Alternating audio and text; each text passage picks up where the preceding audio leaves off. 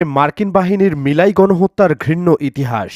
১৯৫৫ থেকে ১৯৭৫ প্রায় ২০ বছরব্যাপী ভিয়েতনাম যুদ্ধের যাবতীয় নীতিকে বুড়ো আঙুল দেখিয়ে যুক্তরাষ্ট্রের সামরিক বাহিনী নির্বিচারে গণহত্যা চালিয়েছিল ভিয়েতনামের নিরস্ত্র নিরপরাধ মানুষদের।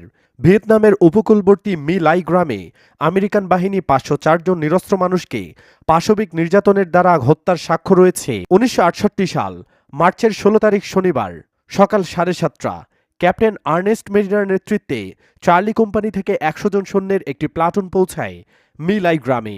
সৈন্যদের সাথে ছিল কামান এবং অস্ত্রসজ্জিত হেলিকপ্টার।